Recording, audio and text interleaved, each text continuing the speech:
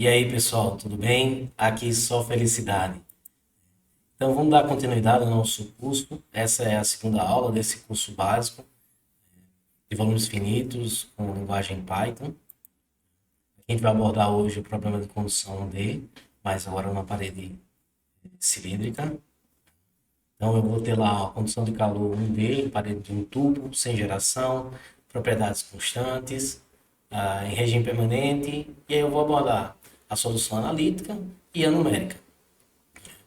Eu vou ter um exemplo aí, que é o exemplo 2 do nosso curso. Eu tenho lá as temperaturas prescritas em R igual a R1 e em R igual a R2, certo? Ah, então, esse aqui é o nosso problema. Essas são as minhas condições de contorno. Aqui é o meu tubo. Meu R1 está aqui e o meu R2 está aqui. Então, eu posso fazer aqui, imaginar um perfil de temperatura, algo desse tipo. Quando o TS1 está relacionado ao R1 e o TS2 está relacionado ao R2, certo? Então, a equação principal que a gente vai resolver é a difusão de calor, sem geração, regime permanente, sem convecção também. As condições de contorno, eu vou ter lá, né, T igual a R1, eu tenho uma TS1, e vou ter também um T igual a R2, né, nessa superfície mais externa aqui, é igual ao TS2.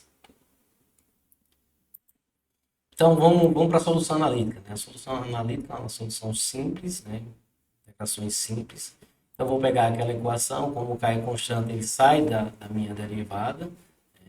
Como K sobre R é diferente de zero, então isso tudo aqui tem que ser zero, certo? Então, eu vou pegar esse pedaço ali e vou integrar. Na primeira integração vai aparecer uma primeira constante de integração. Integrando novamente, eu encontro a equação, minha solução geral para o problema. Eu preciso eliminar C1 e C2, e é com as condições de contorno que eu vou eliminar essas duas constantes. Então, para R igual a R1, eu tenho T igual a TS1, e aí eu substituo os valores na equação geral. Coloquei aqui em evidência o C2, TS1 e do C1. E aí eu preciso aplicar a segunda condição de contorno, que é quando R é igual a 2 e T é igual a TS2. Quando eu substituo, eu encontro essas duas expressões aqui, eu já tenho encontrado essa, e vou trabalhando nelas até que eu encontre a constante C1 e, como consequência, a C2 vai sair, substituir a C1 na C2. E aí eu encontro a minha equação particular do meu problema. Isso é a solução analítica, bem simples, fácil fazer. A numérica vem, né, bem mais tranquila do que a analítica. Eu vou ter uma malha, né, uma malha uniforme, onde eu vou dividir ali em 5 elementos, onde o tamanho do elemento é o ΔR, certo? Onde está o R1, o R2 está aqui, TS1 e TS2, respectivamente. Então, eu vou pegar a equação principal e vou aplicar o método de volumes finitos, que basicamente é aplicar uma integral no volume, na equação principal. Uma vez feito isso, eu aplico o teorema de Gauss. Então, saio do volume para a superfície. Lembrando que o Laplaciano ele envolve todos esses termos. Então, aqui eu fico só com K, dt, dr, dA. Tá? Tudo isso nessa superfície do meu volume de controle. Sabendo que as propriedades são constantes, então K é igual a K, K é igual a K. Eu preciso saber também a minha área superficial, seria o 2πrl, e a partir disso aí eu vou calcular as áreas infinitesimais. Então, eu sei que o meu volume ele é algo desse tipo, onde eu tenho uma fronteira RW, ponto W, ponto P, ponto E, e tem a outra fronteira em RE. Aqui, como a malha uniforme, né, a gente colocou aqui o ΔR sobre 2, né, até chegar ao P da interface. Certo? Então, se a gente pensar na área, né, essa área superficial do meu volume de controle, ele vai ficar assim, RE, delta W, delta θ vezes delta Z, e RW vezes delta θ vezes delta Z. E quem são esses R's, né? O RE e o RW. Se a gente pensar em função do RP, eu vou ter que o RE vai ser o RP mais esse delta R sobre 2. E quem é o RW? É o RP menos esse delta R sobre 2. E aí a gente volta para aquela equação principal e coloca esses fatores aí. Substituindo. Então, para eliminar algumas variáveis, a gente divide isso aqui tudo por K, delta, θ, delta Z. E aí a gente vai encontrar essa equação aqui, que é a minha equação principal. Então, nos nós centrais, a gente vai ter esses termos aqui. Tem uma animação, mas não tem problema. Tá ali. E já está dando um spoiler, né? Então, o RE é o RP mais delta R sobre 2. E o meu RW é o meu RP menos delta R sobre 2. Certo? E aí a minha equação vai ficar dessa forma e aí eu vou colocar em evidência quem? O meu RP. Do lado da... RP não, desculpa. TP, temperatura de pronto. E aí vai surgir o meu AE, o AW e o meu AP. Né? Note que quando tem os nós centrais, na grande maioria das vezes, né, eu não vou ter o SU e o SP. Então, a minha equação discretizada ela não muda, vai ser APTP, AETE, AWTW, mais SU. O AP também não muda, AE mais AW menos SP. Então, AE vai existir, o AW vai existir, o SP é igual a zero, o SU é igual a zero. Esses são os elementos centrais, seriam 2, 3 e 4. A nossa malha é uma malha uniforme, então eu vou pegar o raio externo menos o interno e dividir pelo número de elementos que eu estou avaliando. Então, a distância entre os pontos é ΔR. Então, isso significa que o meu R0 vai ser o RI mais um ΔR sobre 2, né?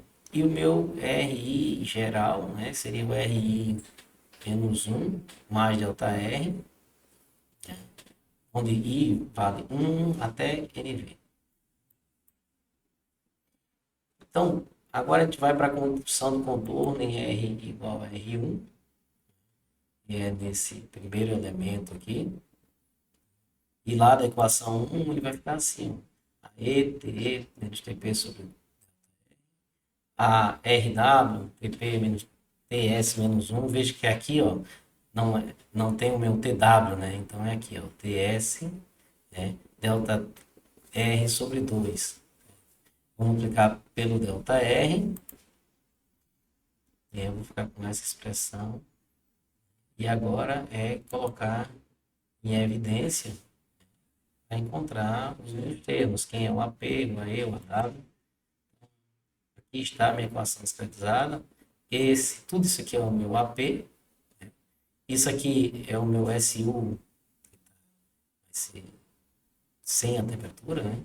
Que seria o SP. O AE, o AW a gente coloca, ó, 0, mas nem precisava. É só para dar uma ênfase, porque eu não tenho na superfície, né, no contorno ali, eu não tenho o W. Isso que é 0. Então, a equação discretizada é a mesma. E meu AP igual. O RE, o AW é 0. E agora vai surgir o SP. Lembra-se aqui, ó, do menos, tá? E vai ter também o SU. Então, agora a gente vai lá para a equação ponto 5, né?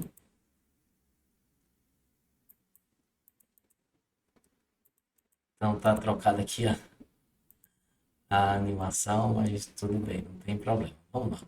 Então, na condição do contorno, que é R2, R igual a R2, lá da equação 1, eu vou ter o RE, TS2, né, que está aqui nesse ponto aqui, ó, menos o TP dividido por ΔR sobre 2, menos o RW, TP menos o TR dividido pelo ΔR, isso aqui igual a 0. Vou colocar as coisas em evidência, vou separar o DP, os outros lados. Coloquei de novo aqui o 0 TE, porque não tem TE aqui, ó, de fora da minha fronteira. Vai ficar dessa forma. E aí a equação discretizada ela é igual. O AP também. Só que agora, em vez do AW ser 0, eu vou ter o AE, que é igual a 0. E vai existir o SP e o SU, certo? Então, agora chegou o momento da gente implementar isso no Python, né? No Google Colab. Então, eu gosto sempre de fazer um cabeçalho. Vocês fazem se vocês quiserem. A primeira coisa que a gente vai fazer lá, né, é importar o NumPy. A gente vai usar essa serpentina. Depois o Matplotlib, NumPyPlot. E o método do TDMA, ele é igual que a gente fez na primeira aula. Então, pode copiar e colar lá no início do programa. Eu sempre recomendo, eu não, dos programadores sempre recomendo essa apenas no início, a não ser que o programa não aceite. Esse aqui seria o meu TDMA. E aí, vamos para a solução em si. Então, eu coloco lá NV igual a 5 elementos. Depois, eu encontro meu TS, encontro não, digo que é meu TS1 é 150, TS2 é 50, o raio 1 é 0,5 e o raio 2 é 1. Certo? O DR, ou delta R, né, é o RE menos RI dividido pelo V. A condutividade é igual a 25. A malha, é aquele que eu já falei para vocês. Primeiro a gente vai zerar aqui o R. Zerei o R aqui, coloquei ele como vazia. Então é o RI mais 0,5 vezes esse delta R, que é o DR. Então eu vou fazer agora, né? Fazer um do. Passa I variando na faixa de 1 até NV. Lembrando que o Python, ele conta, a contagem dele começa no 0 e não no 1, como as outras linguagens. Por isso que é 1 até NV.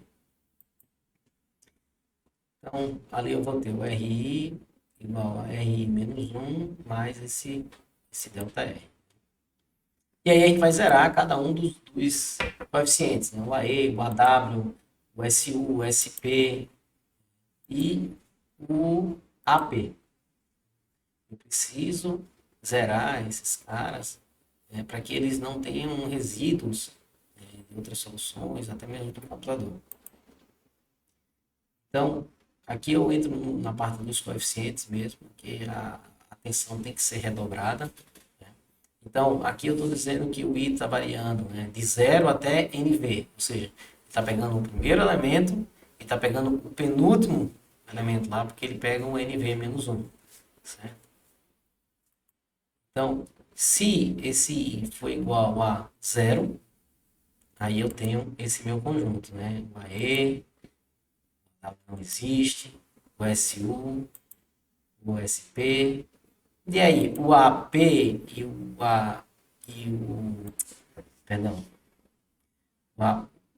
o SP está aqui, né, e o AP está aqui.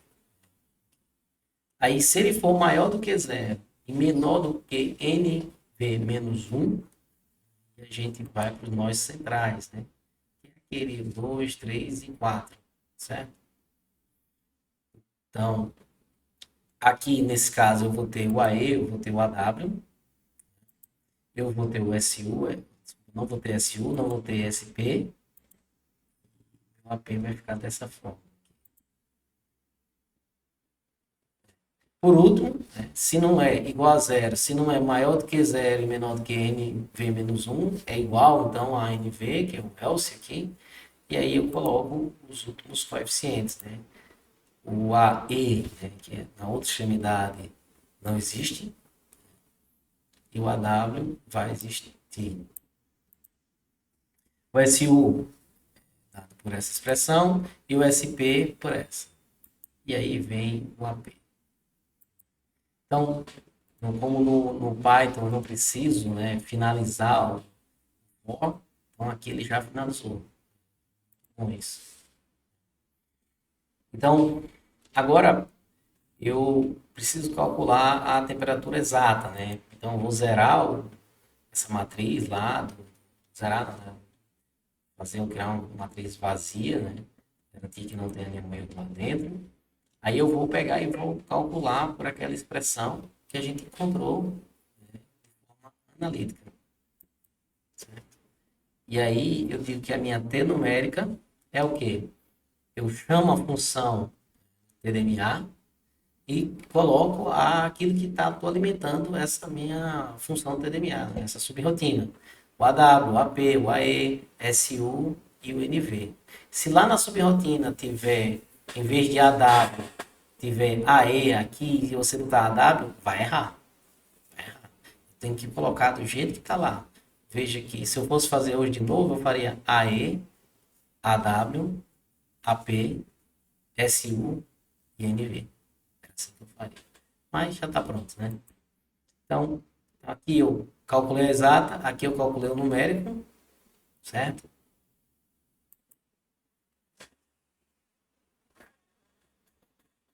Então, para que a gente avalie, né, esse desvio da solução exata, o que é que isso costuma fazer? Eu chamo de um desvio percentual máximo, né, que é pegar o máximo valor dentre o quê? Dentre aqui, ó, o NP absoluto de quem? O T numérico menos T exato dividido pelo T exato multiplicado por 100. Aí eu vou criar agora a T analítica. Para quê? Por quê, professor? Você não já tem uma exata? Por que você está criando a T analítica? Porque eu quero incluir agora os pontos 150 e o 100. Não, desculpa. 150 e o 50. E TFD, TCFD também é a mesma coisa. Então, o eixo também vai ser zerado, porque agora eu vou incluir também o R0 e o RNV. Então, T analítica 0 vai ser o TS1, que antes não estava sendo levado em conta. Né? Aí, T analítica em N-1, quando a gente coloca esse N-1, quer dizer que é o último elemento lá da minha matriz. Certo? Que é como se fosse o meu L aqui nesse problema. Ou L não, desculpa. Fosse o meu R2. TSFD 0 é TS1, TSFD menos 1 é TS2. É igual. A gente tem que. E agora a gente vai comparar isso aqui. Como é que eu vou comparar isso aqui, né? Assim, criar os eixos, né? Os eixos em R igual a 0, R 0 e o R menos 1 igual ao RE. Não, perdão, aqui é o R. É, na verdade seria o RI aqui, né? Igual a 0. Corrigir. Então, a gente vai fazer esse do aqui, T analítica igual a T exata, T de TFD, CFD, desculpa, igual ao numérico, RI é igual, o eixo de RI é igual ao RI, isso aqui deu certo. Então, a gente vai fazer o plot, temperatura, depois o subtítulo, né? Texto, se quiser colocar lá, eu botei lá sem geração, mas vocês. Eu posso colocar no título lá esse desvio padrão que a gente encontrou. É bom sempre avaliar, comparar as soluções. Então aqui em X vai ser R, em T vai ser Y. E aqui eu coloco, né, uma legendazinha ali dentro, América, vermelha, ali com os marcadores ali de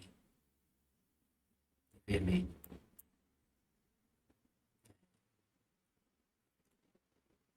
E aí eu vou pedir agora para plotar o quê? O eixo R e o T analítico.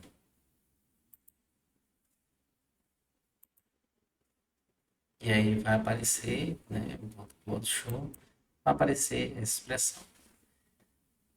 Então veja, gente, que ainda teve aqui um desvio padrão ali, máximo de 1,2, né? Não deveria, né? Tá quase batendo.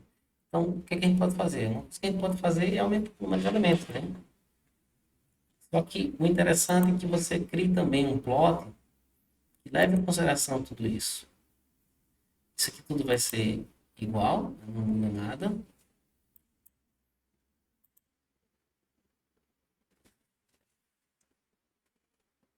Então, aqui eu vou botar o T máximo, né? Para cada número de volumes, né? Então, aqui, ó, vai ter um NV. Além de ter o valor, né, do desvio padrão, eu vou ter a quantidade de volumes que a gente tem, que é o que nos interessa. Quando a gente faz isso, aí eu repito lá a questão dos eixos em R, em T, e aplico essa questão aqui, ó, o que for numérico, vai ter uma forma, e esse marcador, e o que for analítico vai ser contido.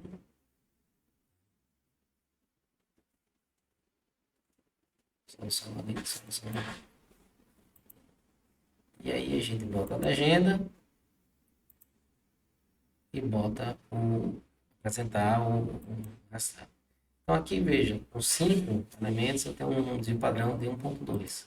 Com 50 elementos eu vou ter ali, ó, veja, um desvio padrão de 0,0. Então, quer dizer que aqui bateu, né, perfeitamente. Então é isso, gente. Essa é a segunda aula.